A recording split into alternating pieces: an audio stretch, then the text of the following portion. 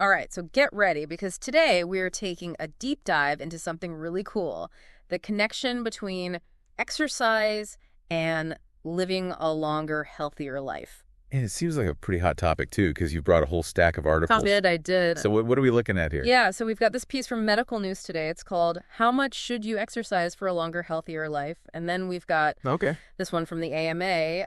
Its massive study uncovers how much exercise is needed to live longer. Wow. And then one from Athletech News that says physical activity can add 5+ years to your life, study finds. Oh, so it sounds like we're on a mission to figure out the magic number, right? Yeah, I mean, I think that's what everybody wants to know, right? Like how much exercise is enough to actually make a difference. Totally. And is it really more important than other healthy habits? Right, like is hitting the gym more important than, say, eating your veggies? Yeah, or do we all need to start training like Olympians? Maybe, maybe not. Hopefully not. We'll see. Let's find out. All right, so let's jump in. Okay. Perfect. So I think it's interesting because everybody's always talking about the minimum amount of exercise you need. Right. But one of these studies actually takes it a step further. This AMA study that was published in Circulation. Okay. They found that going beyond those minimum recommendations could seriously lower your risk of dying from any cause. Okay, hold on.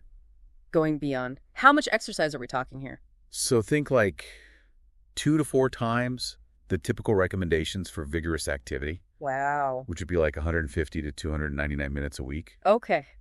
And the results were pretty amazing. They saw a 21 to 23% lower risk of death from any cause. Wow, that's huge. Yeah. So are we saying ditch those leisurely walks and sign up for like an intense boot camp? Well, not necessarily. The study also looked at moderate exercise, Okay. like brisk walking or even gardening. Oh, okay. And they found that 300 to 599 minutes a week for those activities seemed to be the sweet spot. Some more time tending to the tomatoes is a good thing.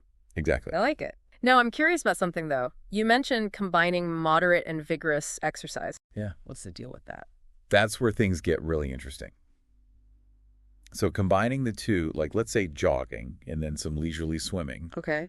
offered the biggest reduction in mortality risk. We're talking 35 to 42%. That's huge. Huge. Yeah. It seems like they work together in some kind of synergy. Interesting. And the best part is even small increases in either type of exercise can make a difference. That's good news for those of us who aren't marathon runners. Right. It sounds like even those little steps can have big benefits. Absolutely. But what about as we age? Isn't there this idea that older adults should stick to lighter exercise? Yeah, that's a common misconception, but this study actually challenges that. They Okay. found that both moderate and vigorous activity were beneficial for longevity no matter how old you are. Interesting.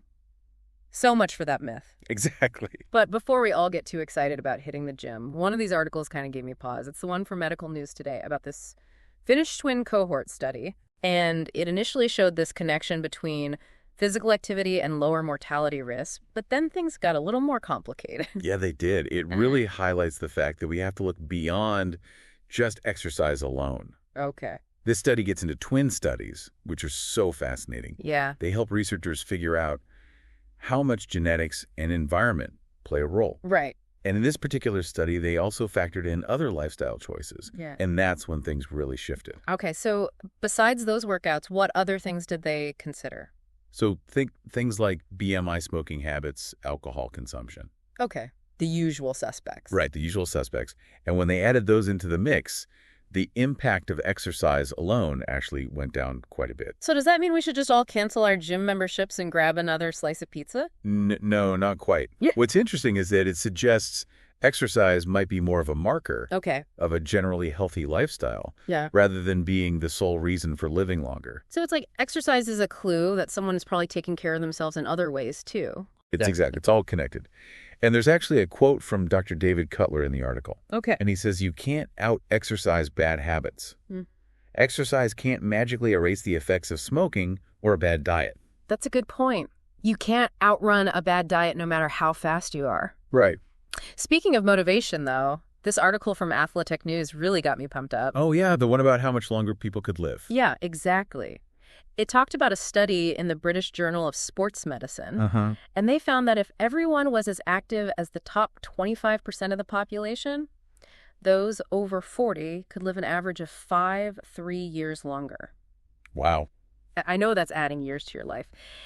What I thought was really interesting was that even small increases in activity, especially for those who aren't very active, can make a difference. Absolutely. Yeah. They gave this specific example of just an hour of walking Okay. could increase life expectancy by 6.3 hours. Wow. So even those little things can add up. Right. It all contributes to the bigger picture. Exactly. So we've busted some myths and we found some exciting stuff. We have. But before we get too carried away, I think we should talk about those who might be thinking about really pushing their limits. You mean the folks going all out with the high-intensity workouts? Exactly. Is there a point where exercise becomes too much? Could all that pushing actually be harmful? It's a good question. And thankfully, the circulation study addressed this. Okay. They didn't find any evidence of bad cardiovascular effects from long-term vigorous activity. Okay. However, they also said more research is needed in this area. So moderation even when it comes to intense workouts. It seems that way. Eh. It goes along with that general advice to listen to your body and know your limits. This has been a great start to our deep dive. We've uncovered some fascinating insights about exercise and longevity, and we'll be back soon to explore even more so. Stay tuned. Welcome back. It's amazing to think that something as simple as moving our bodies can have such a big impact on how long and how well we live. It really is fascinating. And, one of the articles mentioned something that I think often gets overlooked in all the talk about exercise. It's this idea that being physically active can actually be a sign of other good behaviors. Oh, I see what you mean. So someone who makes time for working out might also be more likely to prioritize things like good sleep, managing stress, or having strong social connections. Exactly. It's like exercise kind of opens the door to a whole bunch of healthy habits, and they all work together to create a longer, more vibrant life. It makes you wonder if it would be more effective to promote exercise as part of a bigger, healthy lifestyle package rather than just telling people to go to the gym. That's a really interesting point. Maybe framing it as a lifestyle change instead of just exercise would resonate more with people. It's about creating a life that supports well-being in every aspect. And speaking of a holistic approach, I'm curious about how mental well-being fits into all of this. We've been talking about the physical benefits of exercise, but what about the mind? That's a great question. Now, while the studies we looked at didn't really focus on mental health, there's a ton of research out there showing a strong connection between exercise and mental well-being. Okay. Exercise can be a really powerful tool for managing stress, reducing anxiety, easing symptoms of depression, and even boosting cognitive function. So it's not just about living longer, but also about enjoying those years more. Exactly. Yeah. It's about quality just as much as quantity. Yeah. And when you think about how closely connected our mental and physical health are, it really highlights the need for that holistic approach we were talking about. Right. You can't really have one without the other.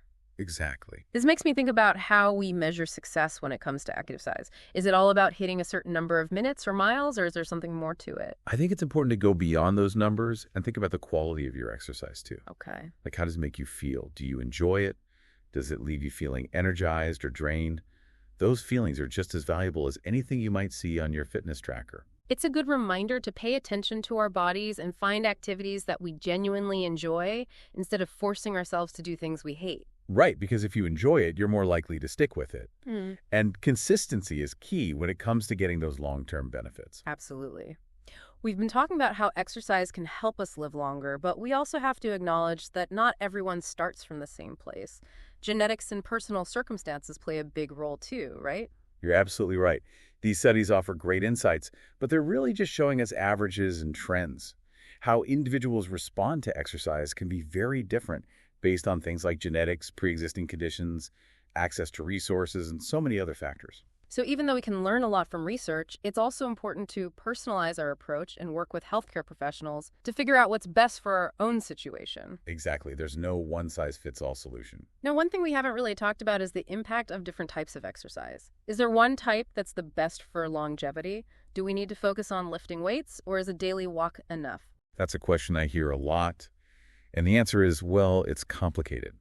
The research suggests that a mix of activities is probably the best way to go. Okay. Both cardio and strength training have their own unique benefits.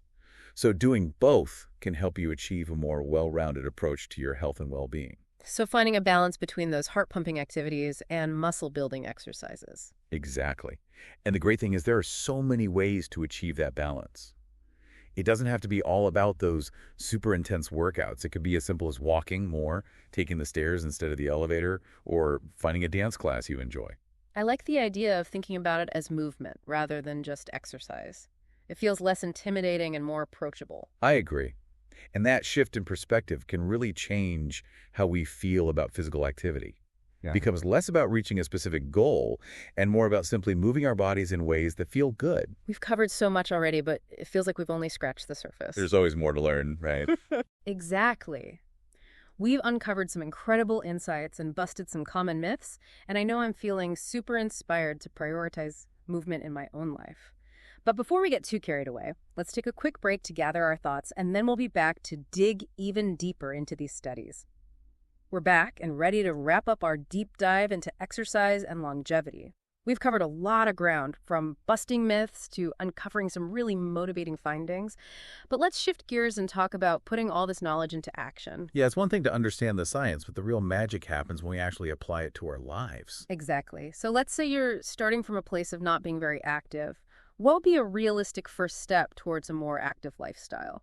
Well, I think it's important to remember those findings we talked about where even small increases in activity can make a difference.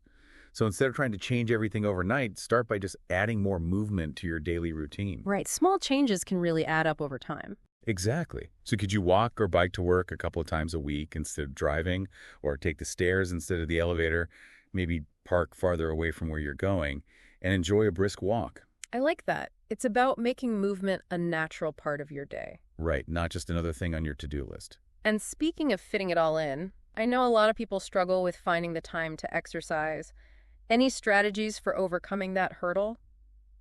I think it's about shifting our mindset and making exercise a priority instead of something we do if we have time left over. So could you wake up 30 minutes earlier a few times a week to fit in a quick workout? Maybe use part of your lunch break for a walk, or find activities you can do with family or friends. So it's about getting creative and finding what works for you. Exactly. And don't forget about the power of habit. One of the articles really emphasized how important consistency is for those long-term benefits of exercise. Any tips for building those sustainable habits? Well, starting small and gradually increasing the intensity and duration of your activities is a good strategy. It's also crucial to find something you actually enjoy, so it doesn't feel like a chore. Schedule it into your day just like you would any other important appointment. And don't be afraid to try different things until you find something that you really love. So it's about making it fun. Definitely. Because if you enjoy it, you're more likely to stick with it. Makes sense.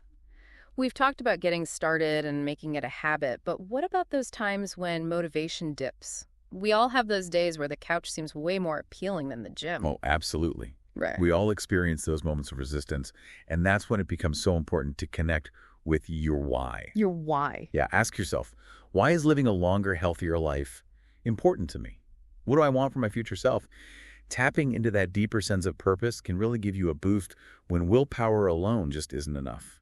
That's a great reminder. It's not about fitting into a certain size. It's about creating a life where you have the energy and vitality to do all the things you love. Exactly. And when you start thinking about exercise as an investment in your future self, those moments of resistance become a lot easier to overcome. This has been such an insightful conversation. I'm feeling incredibly motivated to prioritize movement in my own life. Any final words of wisdom for our listeners? Well, I would just say, remember that your health is a journey, not a destination. There will be good days and bad days, days when you feel amazing and days when you need to rest. Be kind to yourself, celebrate every step forward, and never underestimate the power of even the smallest positive change. That's a beautiful thought. We hope this deep dive has inspired you and given you some valuable insights to help you on your journey to a longer, healthier life. And remember, knowledge is power, but action is where the real magic happens. So what one small change can you make today to add more movement to your life and maybe even add years to your lifespan? Maybe it's taking a 10-minute walk, dancing to your favorite song, or joining a friend for a hike. Every step counts. Thanks for joining us, and keep exploring, keep learning, and keep moving.